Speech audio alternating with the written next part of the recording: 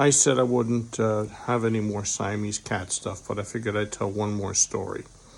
So when I was living in Temecula, I had a big cattery. They had their own room and a lot of space to run around in. I had a whole porch enclosed for them. They had a huge amount of space, like 2 rooms.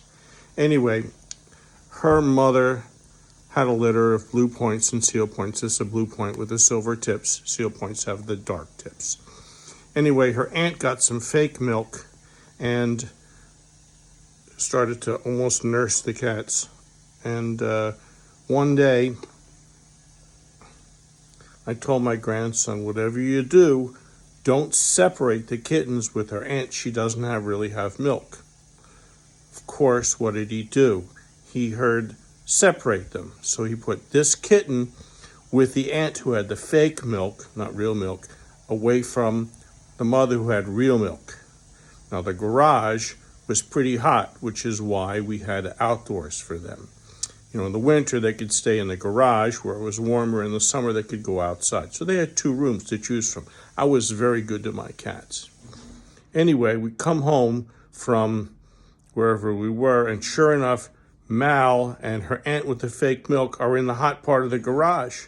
And the door's closed. And I said to my grandson, Jalen, what did you do? And he said, you said to separate the cats. No, I said, don't separate them. He's like, oh. So I took this kitten and I stuck her on her mother's teat. And of course, the mother pushed her away because she smelled like her aunt.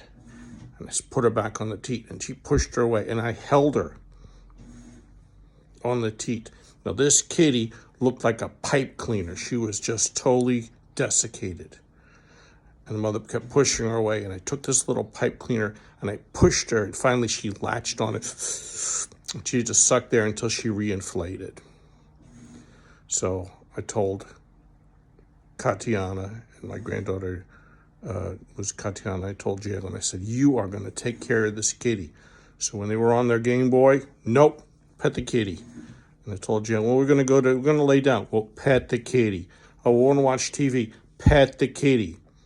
And I made sure that they took care of this kitty and petted this kitty for a long time. And now, as you can see, she's very attached to humans because they, almost killed her. So now all the other kitties are gone and she's the last one. She's attached to me.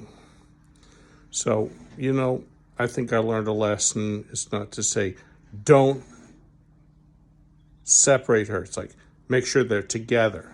So you don't tell kids, don't separate. Say, leave them together. Don't talk in negatives to children. So that was my big lesson out of that whole thing. Anyway, I've been doing Siamese cats since about 1991. I'll probably take a break. Mal is the last one, and she's got this crazy trait. I don't know if I can show you the legs. She's got, all my kitties had these white fingertips, and that goes back to their great-great-grandmother, Margaret from Anacortes, Washington. And I've been breeding kitties. That line came from 1995. I've also had kitties from New Jersey from 1991, but they started in Washington. So that's the end of my Siamese cat stories. And Mal here is 12.